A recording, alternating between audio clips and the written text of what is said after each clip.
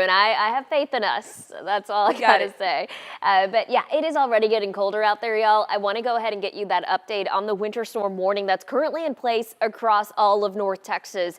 We were expecting this to happen. We were expecting to all be included in this winter storm warning, and this is going to be in effect from 6 p.m. today through 6 p.m. Thursday. It's because of the accumulation of winter mix. Let me show you where it's at right now. We have rain spanning across much of the Metroplex. It's very light, it's very scattered, but what we're seeing now to the west, just to the north of Graham, closer to Archer City, Wichita Falls, that's where we have the winter mix. That's where we're seeing the freezing rain and the sleet.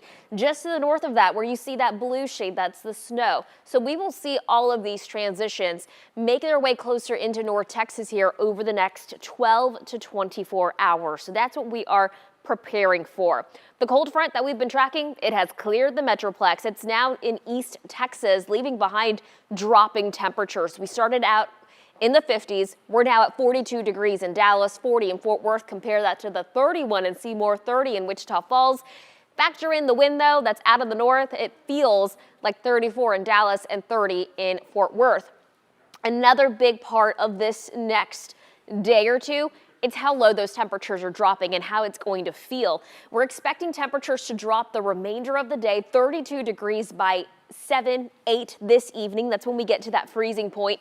But it's going to feel like freezing temperatures by the early afternoon. So I need you to prep for that. Here are the details. The winter storm that we're expecting first comes in the form of rain transitioning into freezing rain. This happens Wednesday sometime between 7 to 9, and it lasts overnight until Thursday between 3 to 4 in the morning. We could see anywhere between 1/10 to 1/4 inch in accumulation. It then transitions from freezing rain to sleet and snow. This happens very early Thursday between 4 and 10.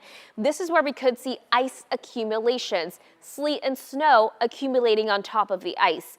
The sleet and snow mix then follows after that Thursday between 10 and 3 in the afternoon. So I know that's a lot of transitions that we're going to go through here in the next 24 hours. Make sure you have that WFAA app.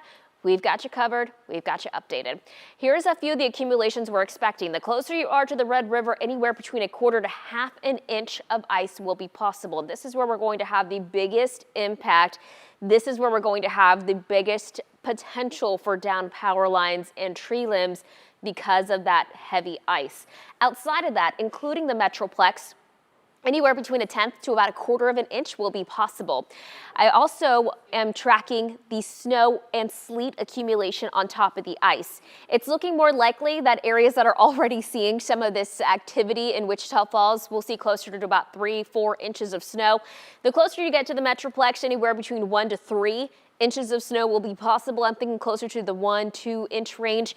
And then the more south and east you go, the lower those totals go. If you go closer to Terrell, Waxahachie, anywhere between 1/2 to 1 inch of accumulation is expected. Again, we're going to see some drastic difference in totals just because the transitions happened right over the Metroplex. So we may see that western portions of Fort Worth get much higher snow totals than say East Dallas. So we're looking at a wide range of different accumulations across the Metroplex. Let's talk timing.